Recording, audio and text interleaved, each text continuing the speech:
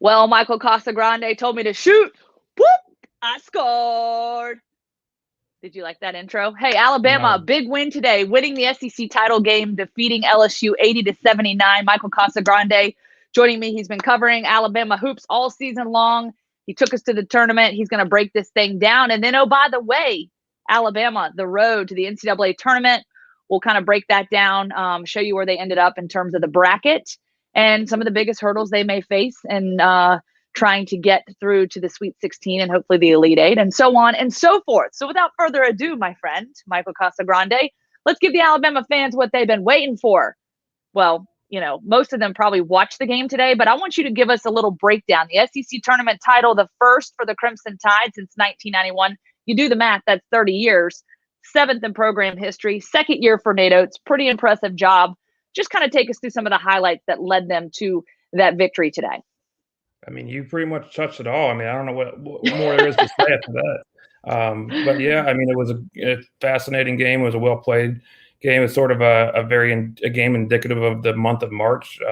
Well played on both sides, intense, back and forth, high scoring, lead changing hands, back and forth. It's the kind of game that in the past Alabama had struggled in, the high leverage games, the close games in March or any time in the season. So it's kind of shown a little bit of their growth of how they're been able to get over that hurdle of winning those close games.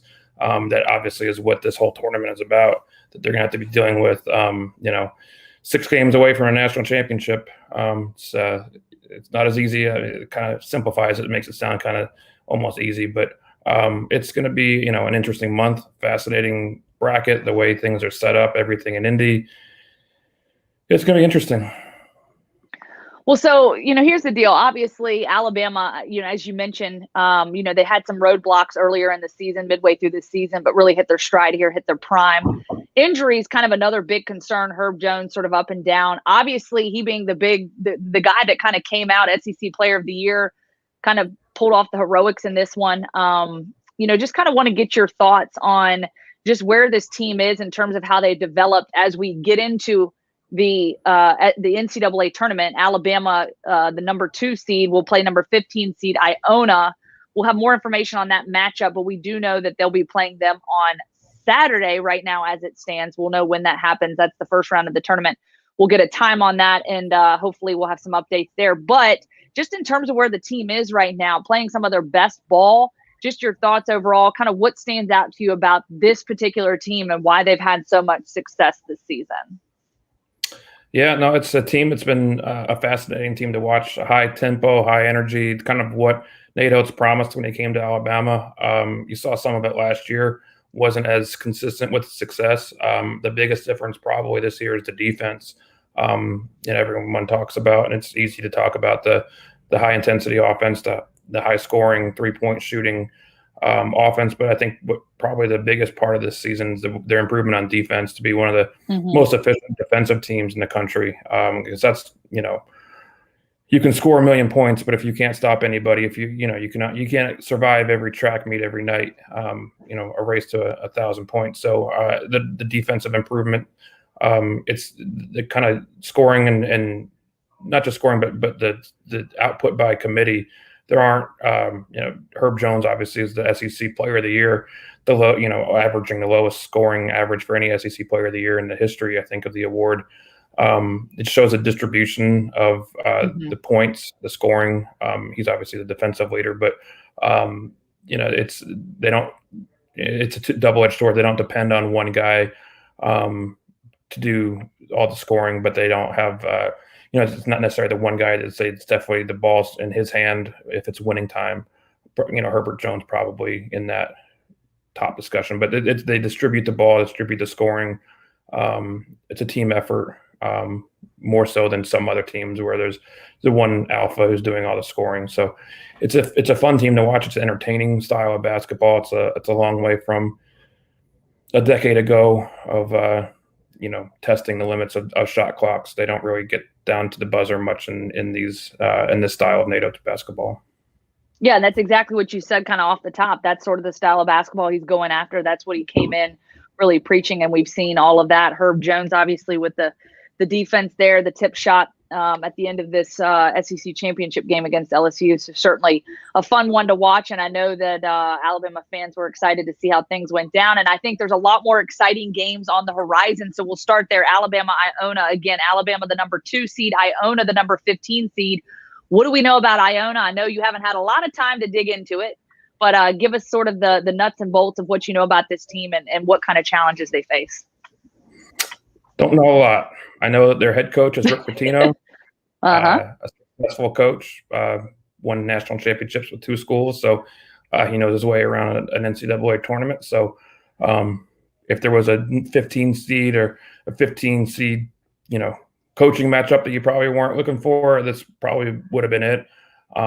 Makes it interesting, make for some interesting storylines heading into this week, heading into, 15-2 games aren't always the most exciting games. Very few of 15 seeds have ever beat 2 seeds, but it's never impossible. So I know they had a long stretch with a COVID break where they didn't play games for several weeks, one of the longest, if not the longest in the country. So they don't have as many games under their belt that come from the MAAC, the MAC with 2 A's. So that's about all I got for you. Hey, I appreciate it. Again, so Alabama will face off against Iona. That's happening Saturday. We don't yet have a time. We should get those times here shortly. So, of course, Michael Casagrande, follow him on Twitter. He'll get you the time. He'll break it down for you, and he may even have a few more nuggets about Iona for us. Hey, let's look at that bracket. My buddy Matt Scalisi producing this one. Let's look at this bracket. When you look at kind of who they are up against, if they want to get there to the Sweet 16, what, when you look at who they go up against, what kind of stands out here as possibly the biggest hurdle that they may face, with some of these top tier teams?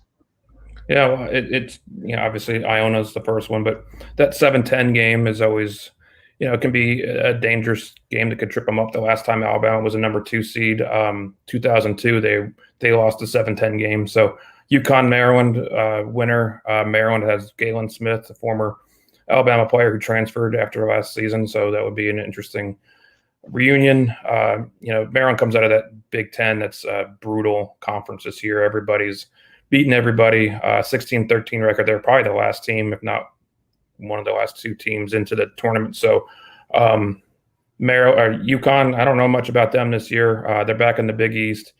Danny Hurley's the coach. They traditionally a powerhouse in March. They haven't been up there in a couple of years though.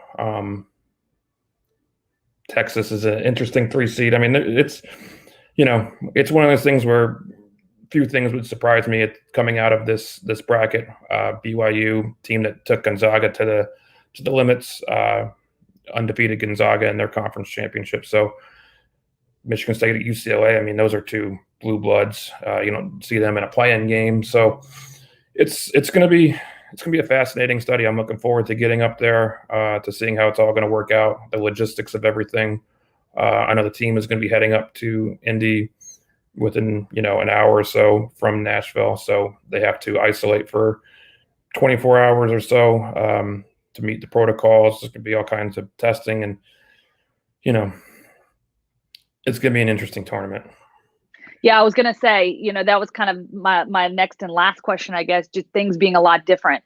Obviously, the tournament all being played in Indianapolis instead of being in different regions. So even though we're kind of spreading up in different regions, everyone's going to Indianapolis. So in terms of the protocols, we already saw several teams, being eliminated from their conference tournaments because of COVID. For Duke, that meaning, that pretty much put them out of the tournament. They weren't even able to get a bid to the NCAA tournament. So there's a lot of things that can still shake up. And, I remember you were there last year at the SEC tournament when things got shut down, right? So you were sort of in the middle of all this when the pandemic started.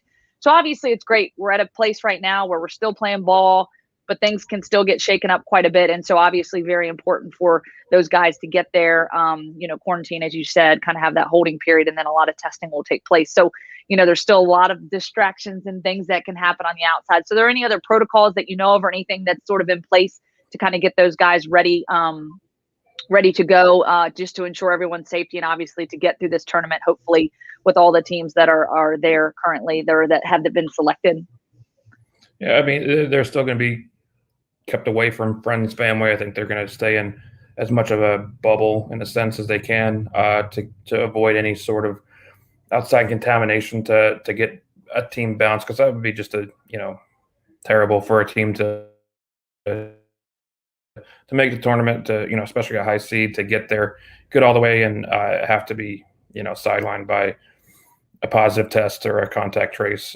Yeah. So it's hold your breath. I hope it works out for everybody, because it's they're keeping away from friends, family, just the team, coaches. Keep that circle small to avoid increasing those odds of coming in contact with somebody. So it's nothing's set in stone until the ball's tipped. Yeah, and I guess my last question for you at this point, if a team were to be removed or eliminated from the tournament because of COVID, do they, I guess, have play-in teams or a bracket on the outside that would be the next team in this case? Or, I mean, is that at this point too, because of the travel and the quarantine and everything else, is that even possible? The teams, the final few teams who were outside the 68 teams, I think Louisville was the number one team that wasn't top team, the last team that didn't make it in. They'd be the first alternate if somebody had to bow out because of those issues. So, it's going to be unlike anything we've seen. It's going to be, fascinating to watch, to see how it all comes together. Last year like I was saying on the phone earlier today, that it would have been probably one of the more fascinating NCAA tournaments, the way the wide open nature of the teams, the top teams. You had Anthony Grant and Dayton as a number one seed, most likely. It would have been a very interesting season, tournament that we didn't get the chance to see. So, we have 2 years of basketball excitement pent up for this one. So I'm fascinated to see how it all goes down. Yep, absolutely. Now, you heading to Indianapolis? Are you making the trip? I am. All righty. We will make sure we stay up to speed with everything. We'll have all the updates on AL.com, of course, our social channels, and you can check Michael Casagrande out. He'll keep us in tune with everything. Is it by Casagrande on Twitter? Yeah, that's what it is. By Casagrande, which also means big house, right? You're the big house. What's up? What's up? All right, and buddy. If anybody made it to the end of this video, bless you for anybody who made it to the end of this video and you're still watching. Hey, thank you, Michael. I appreciate you, buddy. Fan. All right, Alabama, Iona, Saturday. We'll have a time for you guys, hopefully shortly. Thank you guys for all your comments. Thank you for watching. We will check back in with you real soon.